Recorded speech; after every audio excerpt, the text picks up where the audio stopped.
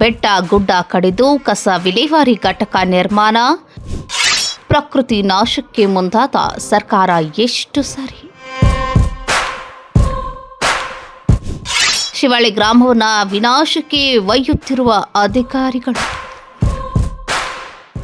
ನಗರ ಮತ್ತು ಗ್ರಾಮೀಣ ಪ್ರದೇಶಗಳಲ್ಲಿ ಹೆಚ್ಚುತ್ತಿರುವ ಕಸದ ಸಮಸ್ಯೆಗೆ ಶಾಶ್ವತ ಪರಿಹಾರ ಕಂಡುಕೊಳ್ಳುವುದು ಅಗತ್ಯ.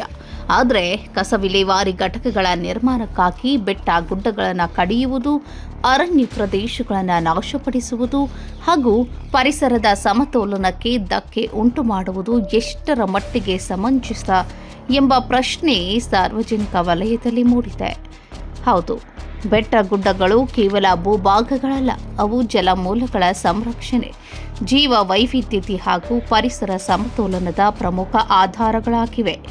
ಇಂತಹ ಪ್ರದೇಶಗಳನ್ನು ನಾಶಪಡಿಸಿ ಕಸ ವಿಲೇವಾರಿ ಘಟಕಗಳನ್ನು ನಿರ್ಮಿಸುವುದರಿಂದ ಭೂಕುಸಿತ, ನೀರಿನ ಮಾಲಿನ್ಯ, ವಾಯು ಮಾಲಿನ್ಯ ಹಾಗೂ ಪರಿಸರ ಹಾನಿಯಂತಹ ಗಂಭೀರ ಸಮಸ್ಯೆಗಳು ಎದುರಾಗುವ ಸಾಧ್ಯತೆ ಇದೆ.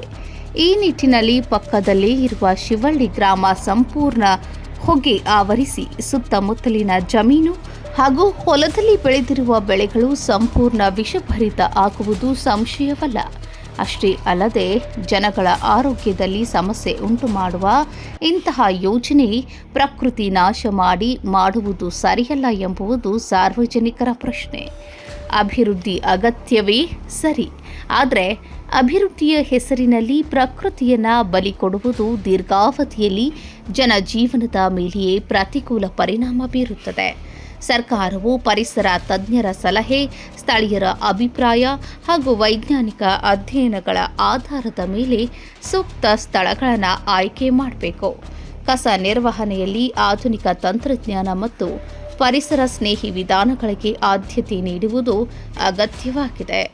ಪ್ರಕೃತಿಯನ್ನು ಉಳಿಸಿಕೊಂಡು ಅಭಿವೃದ್ಧಿ ಸಾಧಿಸುವ ಮಾರ್ಗವೇ ನಿಜವಾದ ಸುಸ್ಥಿರ ಅಭಿವೃದ್ಧಿ. ಆದ್ದರಿಂದ ಬೆಟ್ಟ ಗುಡ್ಡಗಳನ್ನು ನಾಶಪಡಿಸಿ ಕಸ ವಿಲೇವಾರಿ ಘಟಕ ನಿರ್ಮಿಸುವ ಯೋಜನೆಗಳ ಕುರಿತು ಸರ್ಕಾರ ಮರುಪರಿಶೀಲನೆ ನಡೆಸಬೇಕೆಂಬುದು ಪರಿಸರ ಪ್ರೇಮಿಗಳು ಮತ್ತು ಸಾರ್ವಜನಿಕರ ಒತ್ತಾಯವಾಗಿದೆ.